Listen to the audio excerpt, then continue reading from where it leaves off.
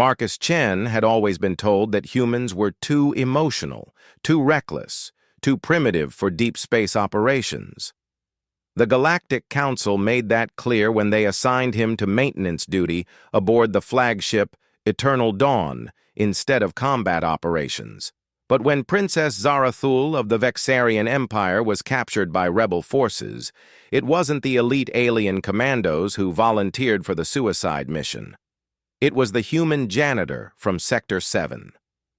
The briefing room buzzed with clicking, chirping, and harmonic tones as representatives from 12 different species debated rescue strategies. Admiral Kethvar, a towering Zentorian with scales that shifted color based on mood, dominated the conversation with his deep, resonating voice. The princess is being held in the Crimson Nebula, aboard the rebel dreadnought Bloodfang, he announced, his scales flickering between orange and red, anger and frustration. Our intelligence indicates they plan to execute her in 72 standard hours to send a message to the Empire. Commander Yelanis, a graceful Silithian with translucent skin, raised one of her 4 arms. My stealth ships could approach undetected, but the nebula's radiation would blind our sensors. We'd be flying blind into their trap. My warriors fear no trap, growled General Thaxmore, a heavily armored Krathan whose species prided themselves on direct combat.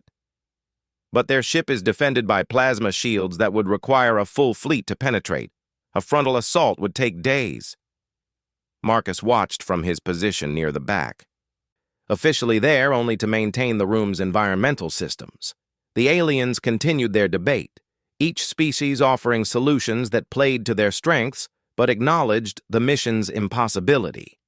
The rebels had chosen their location perfectly, a place where advanced alien technology became useless. The radiation interferes with quantum communication arrays, noted Dr. Veltara, the Nexian science officer. Even if we could reach the ship, we couldn't coordinate with fleet support. And their temporal distortion fields make long-range teleportation impossible, added the hegemony representative. We cannot simply portal our forces aboard. Admiral Kethvar's scales shifted to a dark blue, despair. Then we are looking at a situation where our princess dies, and we can only avenge her afterward. The political ramifications will be severe. The Vexarian Empire may withdraw from the Galactic Council entirely. Marcus cleared his throat. The room fell silent as dozens of alien eyes turned toward him. He felt his heart hammering, but forced his voice to stay steady. Sir, I volunteer for the rescue mission. The silence stretched for several seconds before General Thaxmore let out a barking laugh. The human thinks this is amusing? I'm serious, Marcus continued, stepping forward. Your technologies don't work in the nebula, but human technology is more primitive. We still use chemical rockets, traditional radio and ballistic weapons. The radiation won't affect our systems the same way. Commander Yelanis tilted her head, her large eyes studying Marcus with new interest. Explain your thinking. Human. The rebels are counting on your advanced tech being useless. They've never faced old Earth military hardware. I can take a modified shuttle with chemical thrusters, basic radio communication, and enough firepower to punch through their defenses before they know what hit them. Dr. Veltara's tentacles writhed, a sign of deep consideration. The human's analysis has merit. Their primitive technology might indeed function where ours fails, but it's still a suicide mission. The odds of survival are less than 3%. Better than 0, Marcus replied. Admiral Kethvar's scales shifted through several colors before settling on purple, respect mixed with concern. Human Marcus Chen, you understand this mission has no extraction plan? You would be going alone, with no support, against a heavily defended position. Princess Zarathul is innocent. She doesn't deserve to die for her father's political decisions. If I can save her, that's what matters.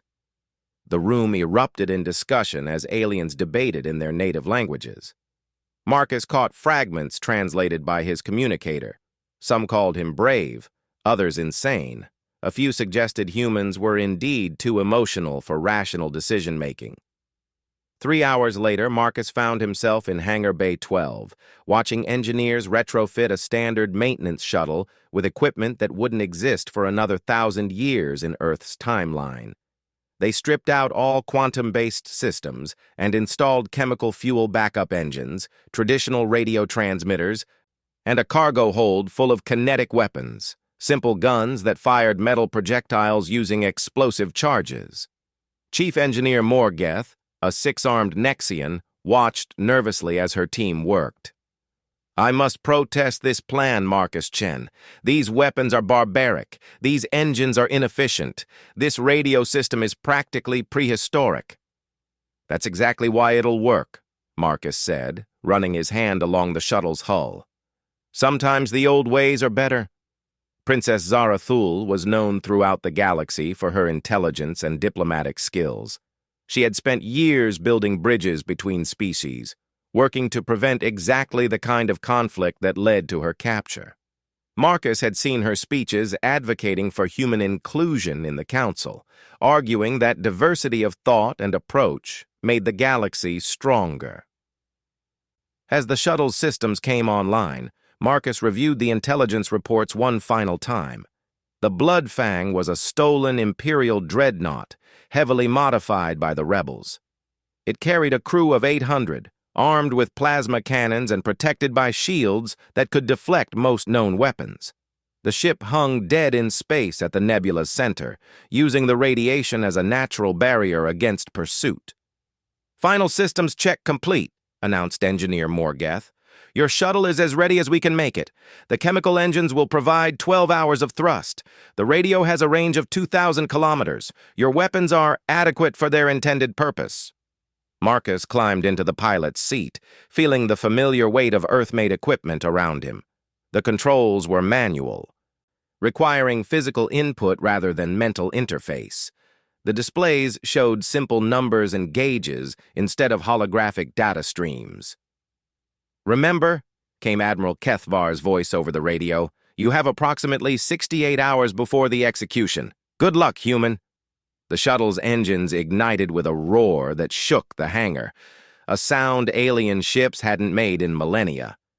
Marcus felt the acceleration press him back into his seat as chemical rockets pushed him toward the swirling chaos of the Crimson Nebula. For the first hour, everything went according to plan. The shuttle flew straight and true while the nebula grew larger in his viewport. Then the radiation began affecting his instruments. Gauges flickered and displays showed conflicting readings, but the basic systems continued functioning. His radio crackled with static, but he could still make out signals from the fleet behind him. As he entered the nebula proper, space around him turned a brilliant red-orange, shot through with streams of ionized particles. The radiation levels would be lethal to most alien species within minutes, but humans had evolved under a relatively harsh sun. Marcus felt the heat but remained functional. His primitive radar detected the Blood Fang long before visual contact. The massive ship hung motionless, its hull scarred from previous battles. Marcus counted 16 gun ports along the visible side, all currently aimed into empty space. The rebels clearly weren't expecting company. Marcus activated his weapon systems, simple kinetic cannons that would fire depleted uranium slugs at hypersonic speeds. No energy signatures for their sensors to detect, no quantum entanglement for their scramblers to disrupt, just metal projectiles following basic physics. He approached from the ship's blind spot, using a trajectory that would bring him in behind their main engines. The shuttle's crude stealth capabilities, little more than radar-absorbing paint and a cold-running engine, kept him invisible to their sensors until he was less than a kilometer away. The attack began without warning. Marcus opened fire with all weapons, sending dozens of tungsten slugs punching through the dreadnought's rear shields. The rebels had never faced kinetic weapons. Their shields were designed to deflect energy blasts and redirect plasma charges. Dense metal projectiles traveling at 3,000 meters per second simply punched through. Explosive decompression vented atmosphere from multiple hull breaches. Emergency lights began flashing across the ship's surface as damage control teams scrambled to respond. Marcus used the confusion to dock his shuttle against an auxiliary airlock, far from the main fight. The ship's interior was chaos. Rebels rushed past his position without noticing the small human in the maintenance uniform. Marcus made his way through corridors filled with smoke and emergency lighting, following the ship's layout he had memorized from stolen plans. Princess Zarathul was being held in the ship's brig, deep in the most secure section. Marcus encountered his first guards outside the detention level. 2 Krathan warriors whose tough hide could deflect most energy weapons. His simple projectile weapon put them down with single shots before they could raise an alarm. The princess was alone in her cell, a small figure in an elegant blue dress that somehow remained pristine despite her captivity. Her large golden eyes widened when she saw him. "You're human," she said in perfect English, her voice carrying the musical tone common to her species. "Marcus Chen, ma'am. I'm here to get you out." "But how did you get aboard? My father's fleets couldn't penetrate the nebula." "Sometimes the old ways work better than new ones," Marcus replied, working on the cell's lock with tools that predated energy cutters by millennia. "We need to move. I have a shuttle docked at Auxiliary Port 7. Princess Zarathul stood gracefully, her natural height nearly matching Marcus despite her delicate appearance. "There are 300 rebels between here and your ship. How do we reach it?" "Same way I got here. Carefully and with a lot of firepower when careful doesn't work." They made it halfway to the shuttle before the alarm sounded. Marcus had hoped to reach safety before the rebels organized a search, but someone had discovered the unconscious guards. Now klaxons wailed throughout the ship, while harsh voices shouted orders in multiple languages. "This way," Marcus directed, pulling the princess down a maintenance corridor. "Stay behind me and keep quiet." They encountered 2 more guard patrols during their escape. Each time, Marcus's primitive weapons gave him the advantage of surprise. The rebels expected energy shields and plasma returns, not kinetic slugs that punched through their armor like paper.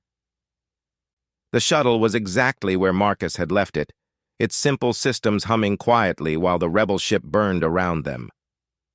He helped Princess Zarathul into the passenger seat before sealing the airlock and initiating launch procedures. "Incoming transmission," announced his radio in flat, electronic tones. The Bloodfang's commander appeared on his small video screen, a scarred Vexarian with rage burning in his golden eyes. "Return our prisoner, human, or we will destroy your pathetic craft." "Try it," Marcus replied, igniting his chemical rockets. The shuttle pulled away from the dreadnought just as the rebels opened fire. Plasma bolts seared past them, but the weapons couldn't track Marcus's erratic flight path. He jinked left and right, up and down, using manual piloting skills that no computer could replicate. One blast clipped their port wing, sending sparks through the cabin, but the shuttle's simple systems kept running. Marcus pushed the engines to maximum thrust, racing for the nebula's edge while the Bloodfang tried to pursue. The massive dreadnought couldn't match the shuttle's agility in the dense radiation field. Its advanced navigation systems failed repeatedly, while Marcus flew by sight and instinct.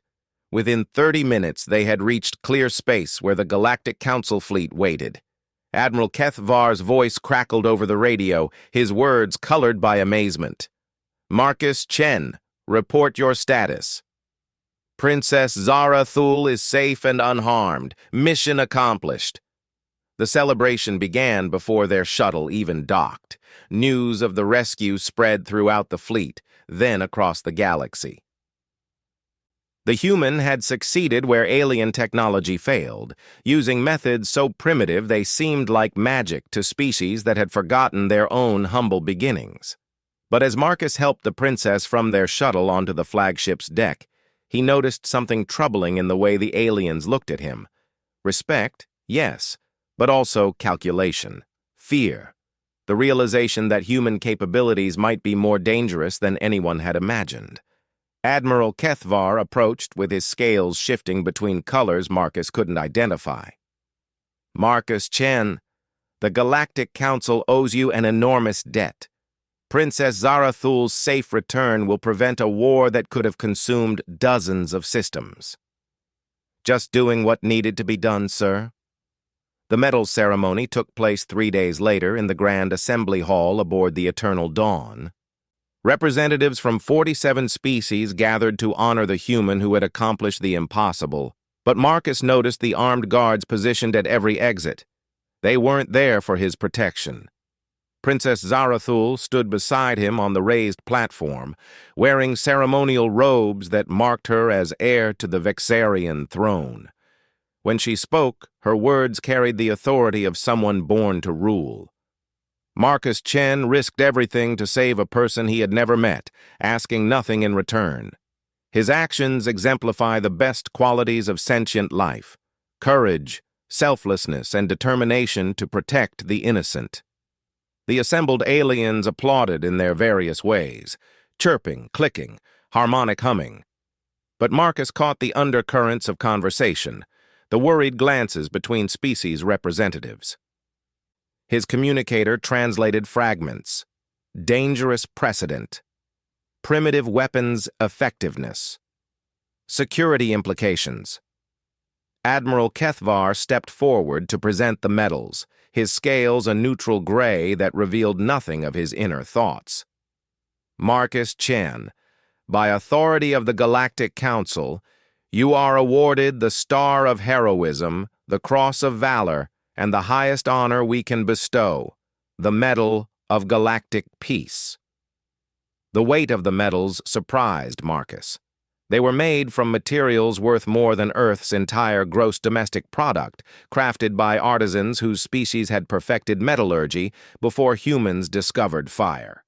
Yet he sensed this ceremony was more ending than beginning. After the formal presentation, Marcus found himself in a private conference room with Admiral Kethvar, Princess Zarathul, and 3 figures he didn't recognize. The atmosphere had shifted from celebration to something much more serious. "Marcus," the princess began, her voice gentle but strained, "we need to discuss your future." The largest of the unknown aliens stepped forward, a member of the hegemony's ruling council, his biomechanical augmentations glowing softly in the room's artificial light. "I am Executor Prime Velnash. We have a proposition for you." Marcus remained standing, sensing this wasn't a conversation between equals. "What kind of proposition?" "Your recent actions have demonstrated capabilities that concern the stability of galactic civilization," the executor continued. "Human technology, while primitive, proved effective against our most advanced systems. This creates uncertainties. I saved the princess. I prevented a war. How is that destabilizing?"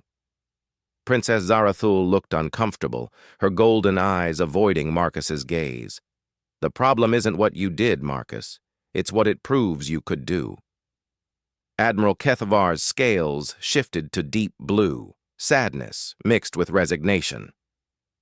"The Galactic Council has spent 10,000 years building a careful balance of power. Each species contributes their strengths while being limited by their weaknesses. The Silithians provide stealth technology but lack physical strength. The Krathen offer military might but have slow reflexes. The Nexians contribute science but are politically naive. Humans," added the executor, "appear to have no such limitations." A third figure spoke for the first time, Dr. Yenthara, the Council's chief xenobiologist. Her insectoid features made her expressions difficult to read, but her tone carried academic certainty. "We've analyzed your mission extensively. Your success wasn't luck or coincidence. It represented a systematic advantage that could destabilize everything we've built." Marcus felt a chill that had nothing to do with the room's temperature. "What are you saying?" "We're saying that humans are too dangerous to remain unrestricted," the executor replied.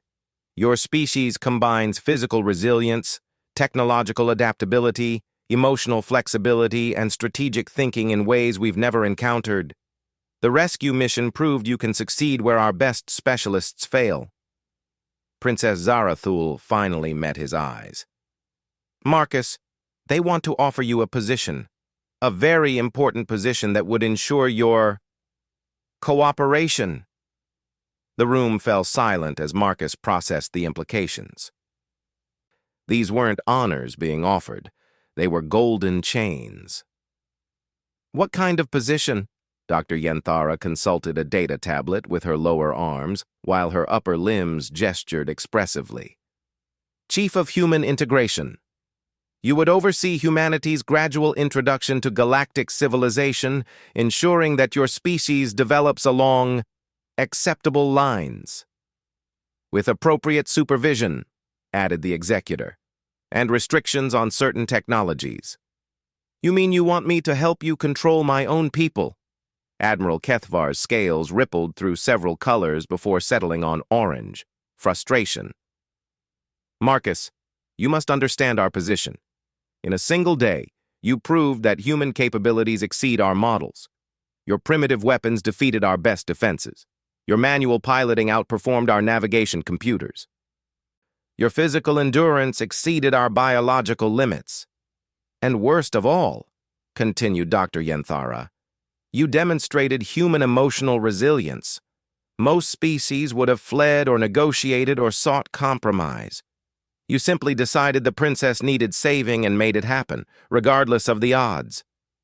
Marcus looked at Princess Zarathul, searching for support, but found only sympathy.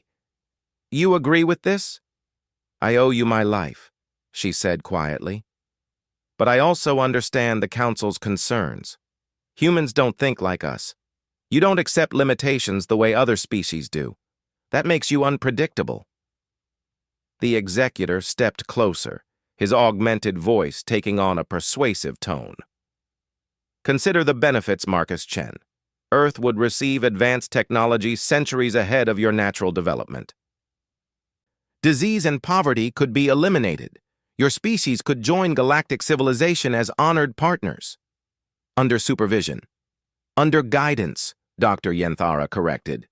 Many species required similar integration protocols. The Krathen were too aggressive initially. The Nexians were too isolationist. We helped them find their proper place in the galaxy. Marcus thought of Earth, of the 7 billion humans who had no idea this conversation was taking place. They deserved the chance to make their own choices about their future. And if I refuse? The room's atmosphere grew noticeably colder.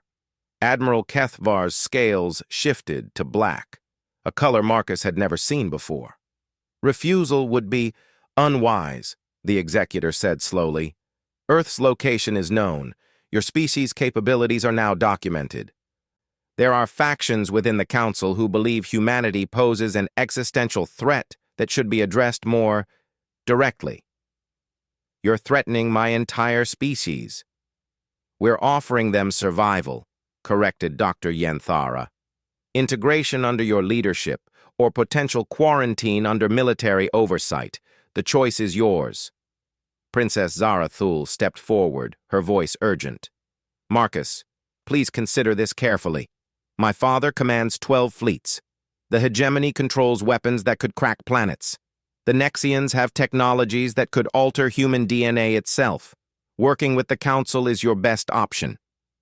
Marcus looked around the room at beings who had just honored his heroism, now discussing the enslavement of his species with bureaucratic efficiency. The weight of 7 billion human lives pressed down on his shoulders. I need time to think. Of course, the executor agreed, but understand that time is limited. Word of your success is spreading throughout the galaxy. Other factions are asking questions about human capabilities. We need your answer within 7 standard days. As the meeting broke up, Princess Zarathul approached Marcus privately. Her golden eyes held genuine regret. I'm sorry, Marcus. If there were another way, there is another way. You just don't want to consider it. What do you mean? Marcus looked out the conference room's viewport at the stars beyond. You could treat humans as equals instead of threats. You could trust us to develop naturally instead of trying to control us. After what you've accomplished? Marcus, you rescued me using weapons and tactics that shouldn't work against modern defenses. You piloted manually through conditions that disable our computers. You succeeded through pure determination where calculated strategy failed. That doesn't make us dangerous. It makes us different. In galactic politics, those are the same thing. Princess Zarathul left him alone in the conference room, surrounded by the medals that were supposed to honor his heroism. Marcus stared out at the stars, thinking about Earth, about humans who still thought they were alone in the universe, about the choice between freedom and safety that wasn't really a choice at all. 7 days to decide the fate of humanity.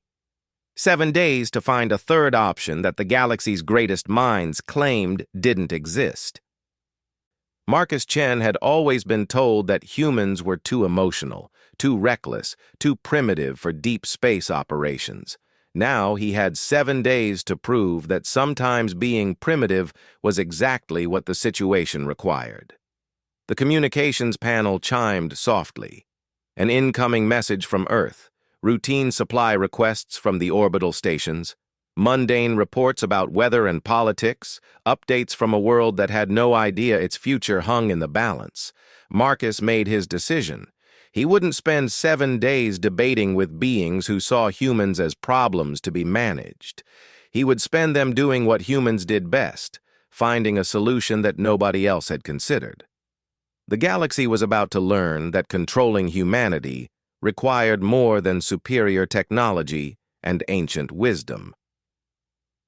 It required understanding a species that refused to accept that some problems were unsolvable, and Marcus Chen was about to demonstrate exactly why that made humans the most dangerous species in known space. Indeed, and that is precisely what concerns us. Marcus spent the first 2 days studying everything he could access about galactic civilization. Not the official histories or diplomatic records, but the technical specifications, trade routes, and communication networks that actually made the galaxy function. What he discovered changed everything. The Galactic Council wasn't as unified as they pretended. 47 species with different biologies, psychologies, and technological capabilities held together by necessity rather than genuine cooperation. Each species contributed their specialties while depending on others for crucial needs they couldn't fulfill themselves. The Silithians provided stealth technology but required specific atmospheric conditions to survive. The Krathen offered military strength but needed complex medical support for their warrior caste. The Nexians contributed scientific advancement, but relied completely on other species for food production. Every species had evolved along narrow paths that made them excellent at some things and helpless at others. The Council maintained stability by ensuring no single species could threaten the others independently. It was a careful balance of mutual dependence. Humans were the anomaly, a species with no obvious weaknesses, no critical dependencies, no specialized limitations that other races could exploit. That made them genuinely terrifying to a civilization built on predictable limitations. On the 3rd day, Marcus made a discovery that changed his entire perspective. Hidden in the maintenance schedules for the Eternal Dawn was something that shouldn't exist, a human-made component. A simple pressure valve designed by Earth engineers and manufactured in an orbital facility around Luna. Marcus traced the component's origin through shipping records, finding dozens of similar items scattered throughout the fleet. Human engineering was already integrated into galactic civilization, but so quietly that most species didn't notice. Earth technology wasn't primitive. It was different in ways that complemented rather than competed with alien systems. That gave him an idea. On the 4th day, Marcus requested a meeting with Admiral Kethavar, claiming he wanted to discuss the Council's offer. Instead, he presented a completely different proposal. "Admiral, What if I told you that humans could solve the galaxy's greatest problem? Kethavar's scales shifted to yellow, surprise mixed with skepticism. What problem do you mean? Unity, real unity, not the fragile balance you maintain through mutual dependence. The Admiral settled back in his chair, clearly intrigued despite himself. Explain. Marcus activated a holographic display showing galactic trade routes. Every species in the Council is locked into specific roles because of their biological limitations. You can't change what you are. But humans can adapt to fill any niche that needs filling, which is precisely why you're dangerous, or exactly why we're valuable. Marcus highlighted several sections of the display. The hegemony controls quantum manufacturing because their neural architecture processes complex calculations efficiently. But they're terrible at creative problem-solving. The Silithians handle stealth operations because of their natural camouflage abilities, but they can't function in high-radiation environments. Continue. Humans could work alongside each species, providing capabilities they lack while learning from their strengths. Instead of replacing anyone, we could complete the system. Admiral Kethavar's scales rippled through several colors before settling on orange. An interesting theory, but it doesn't address the fundamental concern. Humans would still be the only species without significant limitations. That's where you're wrong. Marcus pulled up a new display showing Earth's history. Humans have a critical weakness that every other species recognizes, but we've learned to compensate for. Which is, we're insane. The Admiral's scales went completely still, a reaction Marcus had never seen before. I'm serious, Marcus continued. By galactic standards, human psychology is fundamentally unstable. We make decisions based on emotion rather than logic. We take unreasonable risks for abstract concepts like honor or justice. We refuse to accept limitations that other species consider immutable natural law. That is not a weakness. That's what makes you dangerous. It's both. Marcus stood and began pacing, his excitement growing as the pieces fell into place. Our insanity makes us unpredictable and potentially dangerous, but it also makes us incapable of true unity without external guidance.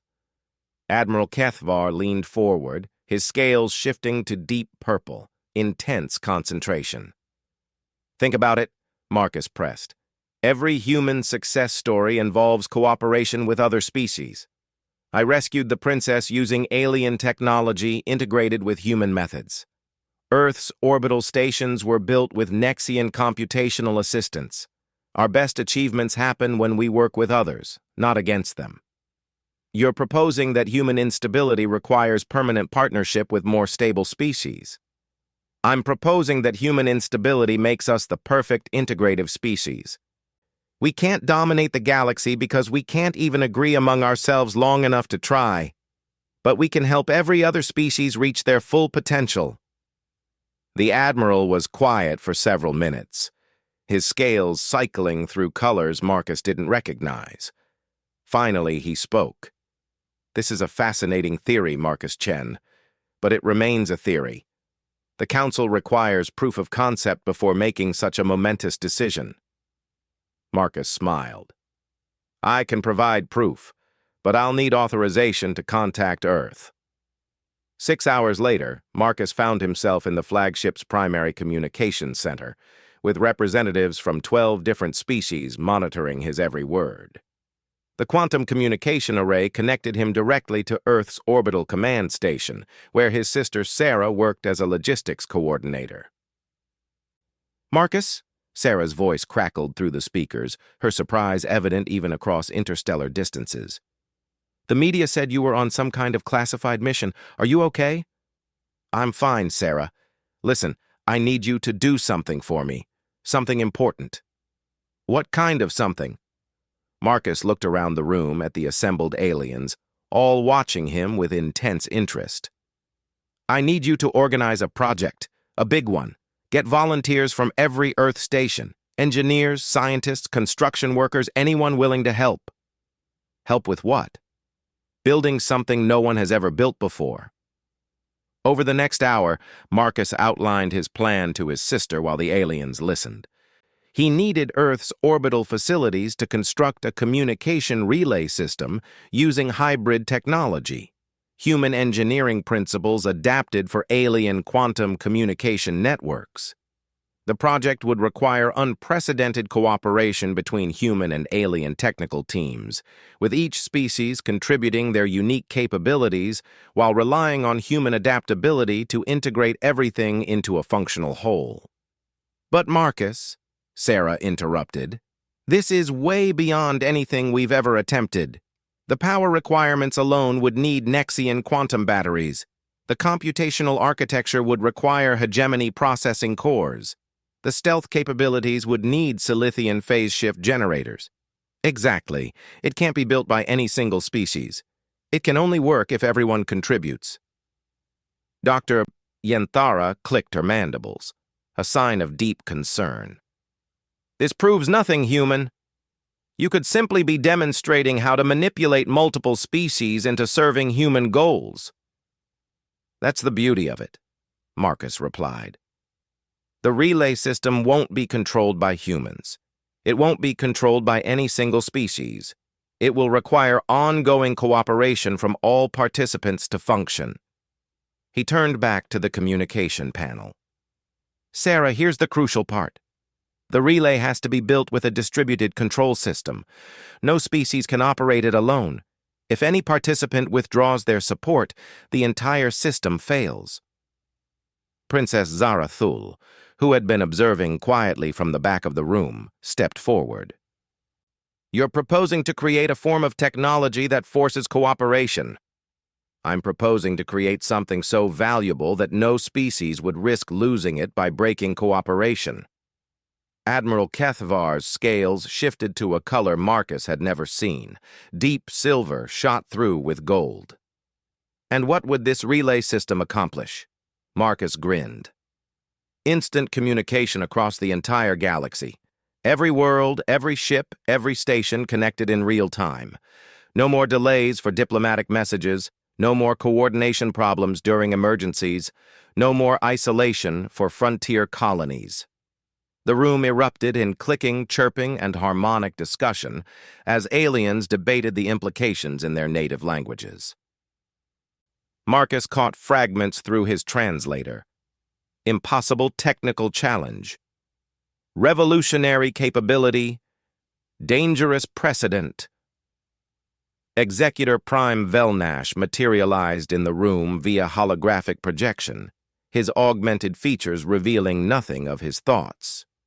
Human Marcus Chen, you propose to solve the problem of your species' integration by making yourselves indispensable to galactic civilization. I propose to solve it by making cooperation more valuable than conflict.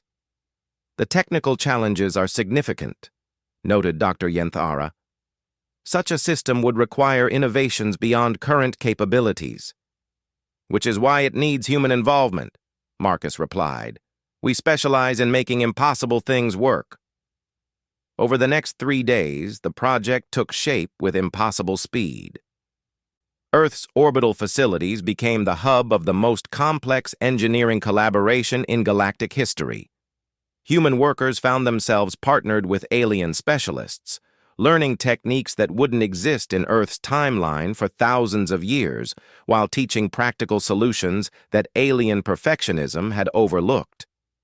The Nexians provided quantum processing power, but needed human insight to make the systems user-friendly. The Silithians contributed stealth technology, but required human engineering to make it compatible with existing infrastructure. The Krathan offered power systems, but needed human adaptability to integrate them with alien designs. Most importantly, every breakthrough required consensus among all participating species. No single group could complete their portion without cooperation from the others. Marcus watched the project progress from the Eternal Dawn's observation deck, Princess Zarathul beside him. The viewport showed a constant stream of ships arriving at Earth's coordinates. representatives from dozens of species bringing technology and expertise to support the relay construction. "It's working," the princess said quietly. "They're actually working together." "It's more than that," Marcus replied. "They're discovering that working together produces better results than working separately. The relay isn't just a communication system. It's proof that cooperation creates capabilities no species could achieve alone." On the 7th day, the deadline the Council had given Marcus for his decision, the relay system came online.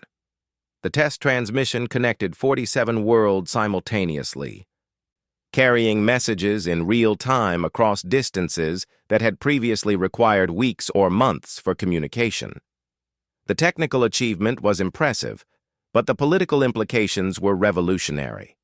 The relay's construction had required every major species to work directly with humans, learning to appreciate human capabilities while demonstrating their own irreplaceable contributions. Admiral Kethvar summoned Marcus to the same conference room where the ultimatum had been delivered. The same aliens were present, but the atmosphere had completely changed. "Marcus Chen," the Admiral began, his scales a brilliant gold that indicated triumph mixed with respect. "The Galactic Council has reached a decision regarding humanity's integration into galactic civilization."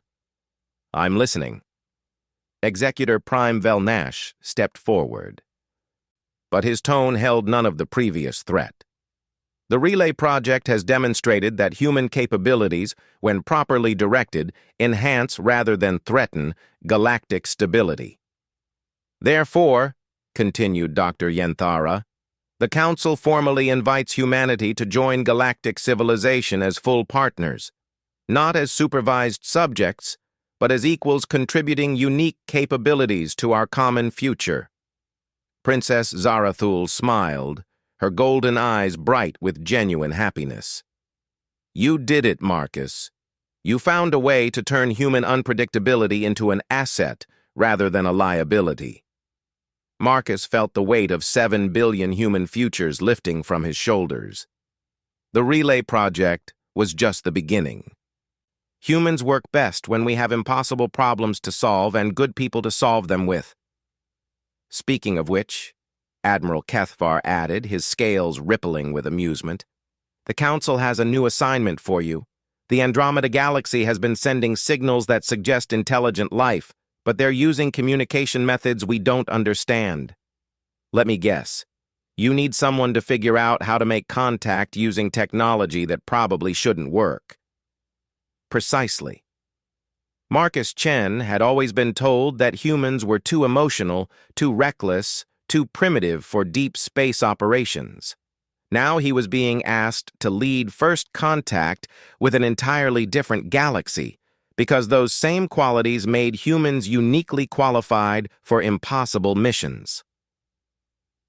The galaxy had learned that controlling humanity was less effective than partnering with it, and humanity was about to learn that their greatest strength wasn't their ability to solve problems independently, but their ability to make other species better at solving problems together. The relay system hummed quietly in the background, carrying messages between worlds that had never been able to communicate directly before. Each transmission represented cooperation between species that had found common ground through working with the unpredictable, adaptable, impossibly stubborn humans who refused to accept that some things couldn't be done. Marcus looked out at the stars, thinking about the challenges ahead. The galaxy was vast, full of problems that needed solving and species that needed connecting.